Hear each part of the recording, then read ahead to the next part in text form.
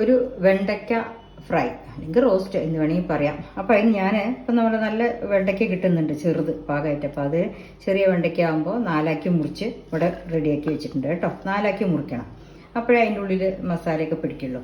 പിന്നെ എന്തൊക്കെയാണ് അതിൽ ചേർക്കുക വെച്ചാൽ ഞാൻ ജീരകവും കുരുമുളകും കരിവേപ്പിൻ്റെ ഇലയും എടുത്തിട്ടുണ്ട്.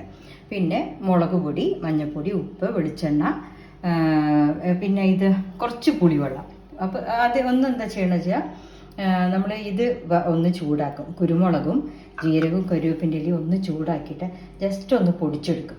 ആ പൊടിച്ചെടുത്ത് പുളിവെള്ളവും മുളക് പൊടിയും ഉപ്പും മഞ്ഞൾപ്പൊടി എല്ലാം കൂടിയിട്ട്, ഇതെന്താ വെച്ചാൽ അരിപ്പൊടിയാണ് കേട്ടോ. അരിപ്പൊടി ഒരു ബേസാണ് ഇതിൻ്റെ. അപ്പോൾ നമ്മൾ ഇതൊക്കെ ഒരു പേസ്റ്റ് ആക്കും അരച്ചിട്ട്. ഇതാണ് ഒന്ന് ചൂടാക്കി അരയ്ക്കണ സാധനം.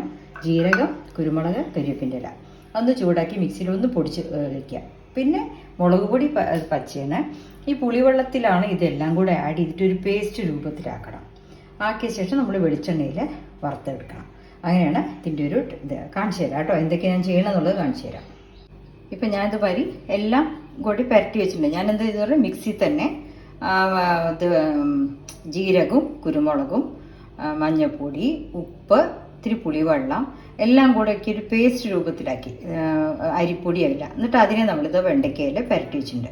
ഒരു 5 മിനിറ്റ് പരട്ടി വെച്ചാൽ നമുക്ക് അപ്പം തന്നെ ഉണ്ടാക്കാൻ പറ്റും. വെളിച്ചെണ്ണയിൽ ഒരു പാനിലിട്ടിട്ട് ഫ്രൈ ചെയ്തെടുക്കാം കേട്ടോ.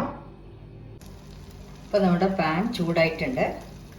അതിലേക്ക് ഞാൻ വെളിച്ചെണ്ണയാണ് ഒഴിക്കണത്. വെളിച്ചെണ്ണ ഒഴിച്ച് ഇതിനപ്പം പാൻ എടുത്ത് വെച്ചാൽ ഇതിലാകുമ്പോൾ കറക്റ്റായിട്ട് റോസ്റ്റ് ചെയ്ത് കിട്ടും. നമ്മുടെ ചീൻചട്ടിയിലാകുമ്പോൾ ഇത്ര അങ്ങനെ വരില്ല. അതുകൊണ്ടാണ് ഈ ഫ്രൈ പാൻ എടുത്തത് കേട്ടോ, നമ്മുടെ മൂപ്പ് ശരിയായി കിട്ടാൻ വേണ്ടിയിട്ട്. അപ്പോൾ ഇത്തിരി വെളിച്ചെണ്ണ ഒഴിച്ചു. ഇനി അതിലാണ് ഇത് ട്രൈ ചെയ്തെടുക്കേണ്ടത്.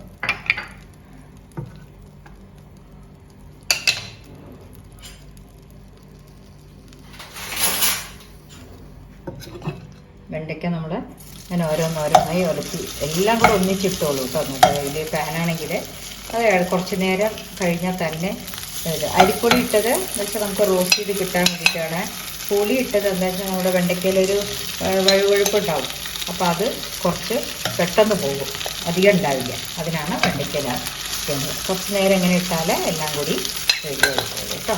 മസാല നമ്മൾ മീനിൻ്റെ പരത്തി വയ്ക്കുന്ന മാതിരി പരത്തി വയ്ക്കുക, അത്രയേ ഉള്ളൂ. അപ്പം തന്നെ വിഷം ഉണ്ടാക്കണം.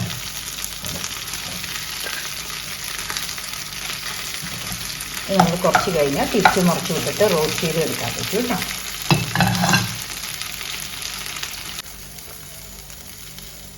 വെണ്ടയ്ക്ക റോസ്റ്റ് ഏകദേശം ആയിട്ടുണ്ട്. അതിങ്ങനെ അതുമാതിരി വരണം. നമ്മൾ തൊടേണ്ട ആവശ്യമില്ല. അങ്ങനെ റോസ്റ്റ് ചെയ്ത് എടുക്കാൻ പറ്റും. എടുത്തിട്ട് പാകത്തിന് കഴിക്കുക കേട്ടോ എല്ലാവരും. ഓക്കെ, താങ്ക് യു കേട്ടോ. ഇതൊന്ന് ട്രൈ ചെയ്യൂ. കുറച്ചും കൂടെ ഒന്ന് റോസ്റ്റ് ചെയ്യാനാവാനുണ്ട്. ഇനി കുറച്ചും കൂടെ ആയാൽ ആ പൊട്ടണ മണോ ഇതൊക്കെ പോയി വെണ്ടയ്ക്കയുടെ വാസന വരും. അപ്പോൾ നമ്മൾ എടുക്കാൻ പറ്റും കേട്ടോ. പിന്നെ അരിപ്പൊടി ഇത് കൂട്ടിയിട്ടുണ്ട് ഞാൻ. ഒരു അരക്കണയിൽ ഒരു അല്ലി വെളുത്തുള്ളിയും കൂടെ കൂട്ടിയിട്ടുണ്ട് കേട്ടോ, അത് പറയാൻ മറന്നു. അപ്പോൾ അരിപ്പൊടി കൂട്ടണത് അവരൊരു അളവ് കുറച്ചും കൂടെ നിങ്ങൾക്ക് കോട്ടിങ് വേണമെന്നുണ്ടെങ്കിൽ കുറച്ച് ഒരു 1.5 സ്പൂണും കൂടെ അരിപ്പൊടിയിൽ കൂടെ കൂട്ടാം കേട്ടോ. അത് ആവശ്യത്തിന് നോക്കിയിട്ട് മതി. ആ പുളിവെള്ളം എല്ലാം പുളിവെള്ളത്തിൻ്റെ ടേസ്റ്റൊന്നും ഇതിൽ അറിയില്ല നമ്മൾ ഉണ്ടാക്കുമ്പോൾ. ബട്ട് വെരി ടേസ്റ്റി ആയിരിക്കും. ഉണ്ടാക്കി നോക്കൂ കേട്ടോ.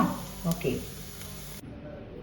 ഇതേ നമ്മുടെ വെണ്ടയ്ക്ക റോസ്റ്റ് അടിപൊളിയായിട്ടുണ്ട്. കഴിച്ച് നോക്കി എല്ലാവരും ഉണ്ടാക്കൂ. ടേസ്റ്റി ആയിട്ടുണ്ട്. നമ്മൾ കുറേ അധികം വെണ്ടയ്ക്ക വാങ്ങിയാലും അത് അങ്ങനെ ഷിങ്ക് ചെയ്ത് കുറച്ചേ ഉണ്ടാവുള്ളൂ കേട്ടോ. ഇതിപ്പോൾ 2 പേർക്കുള്ള അളവ് തന്നെ ഉള്ളൂ. നമ്മൾ കുറേ വെണ്ടയ്ക്ക എടുത്തത്. ഒരുപാട് ആൾക്കാരുണ്ടെങ്കിൽ നമുക്ക് നല്ലോണം വെണ്ടയ്ക്ക എടുത്തത് യൂസ് ചെയ്യാം. കുട്ടികൾക്കൊക്കെ സ്കൂളിലേക്ക് കൊടുത്തയക്കാനും ലഞ്ചിനും ഒക്കെ നല്ല ടേസ്റ്റാണ് കേട്ടോ. ഉണ്ടാക്കി നോക്കുക എല്ലാവരും. Okay, thank you.